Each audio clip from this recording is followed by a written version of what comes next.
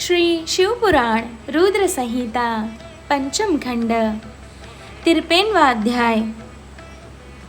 अनिरुद्ध को बाण द्वारा नागपाश में बांधना तथा दुर्गा की कृपा से उसका मुक्त होना। सनत कुमार जी बोले, हे व्यास जी, जब दैत्यराज बाणासुर के द्वारपालों ने उसके पास जाकर उनकी पुत्री कन्या के विषय में किसी पुरुष के होने की सूचना दी तो वे आश्चर्यचकित हुए और स्वयं वहां गए। तब क्रोधित बाणासुर ने उषा के साथ अनिरुद्ध को देखा। अनिरुद्ध बहुत सुंदर और बलशाली नवयुवक था। क्रोधित बाणासुर ने अपने सैनिकों को अनिरुद्ध को मारने की आज्ञा दी।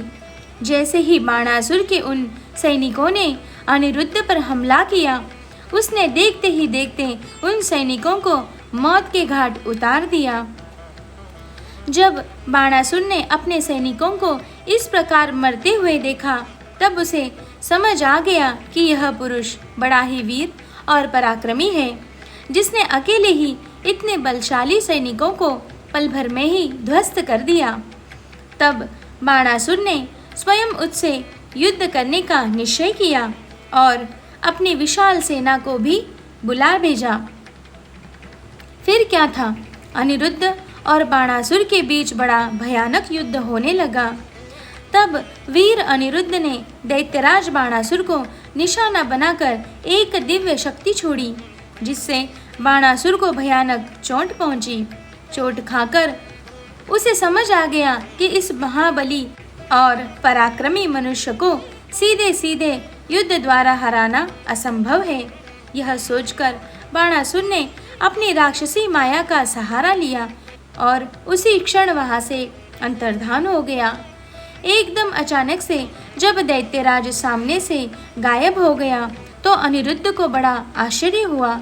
वह घूम घूम कर इधर उधर बाणासुर को तलाश कर ही रहा था कि बाणासुर ने छलपूर्वक अनिरुद्ध को नागपाश में बांध दिया और अपने सैनिकों को आदेश दिया कि इसे ले जाकर किसी अंधे कुएं में धकेल दो, ताकि यह जिंदा न बच सके। अपने स्वामी दैत्यराज बाणासुर का आदेश सुनकर कुंभांड बोला, हे दैत्येंद्र, युद्ध और पराक्रम में तो यह भगवान विष्णु के समान है और साहस में शशिमौली के समान है। इस प्रकार से नागपाश में बंधकर भी यह डर नहीं रहा है और पुरुषार्थ की बातें कर रहा है। फिर वह अनिरुद्ध से बोला, हे मूर्ख बालक, तू महाबली दैत्यराज बाणासुर से अपनी समानता क्यों करता है? तू उनके सामने झुककर उनसे माफी मांग और अपनी हार मान ले। वे निश्चय ही तुझे क्षमा कर नागपाश से मुक्त कर देंगे। दैत्यराज बाणासुर के उस सेवक के वचनों को सुनकर अनिरुद्ध क्रोधित होकर बोला, हे दुराचारी निशाचर, शायद तुझे क्षत्रिय धर्म के बारे में कुछ भी पता नहीं है। शूरवीर के लिए युद्ध में पीठ दिखाना मरने से भी बढ़कर है। मैं इस अधर्मी से माफी मांगने से अच्छा युद्ध में लड़ते हुए प्राण त्यागना पसंद करूंगा, परंतु इस अभिमानी के आगे बिल्कुल नहीं झुकूंगा। यह सुनकर दैत्येंद्र बाणासुर का क्रोध 7वें आसमान पर जा चढ़ा। इससे पूर्व कि वह कुछ करता, आकाशवाणी हुई, बाणासुर, तुम भगवान शिव के परम भक्त और महाराज बलि के पुत्र हो। तुम्हें इस प्रकार क्रोध करना शोभा नहीं देता। तुम जानते ही हो कि भगवान शिव सत्वगुण, रजोगुण और तमोगुण का आश्रय लेकर ब्रह्मा, विष्णु और महेश के रूप में सृष्टि, भरण पोषण और संहार करते हैं। वे अंतर्यामी और सबके ईश्वर हैं। भगवान अनेक लीलाओं के रचयिता हैं और गर्व को चूर कर देते हैं। वे तुम्हारे गर्व को भी चकनाचूर कर देंगे। आकाशवाणी सुनकर बाणासुर ने अनिरुद्ध का वध करने का विचार छोड़ दिया और अनिरुद्ध को जेल में छोड़कर चला गया। नागपाश में बंधे हुए अनिरुद्ध को बड़ा कष्ट हो रहा था।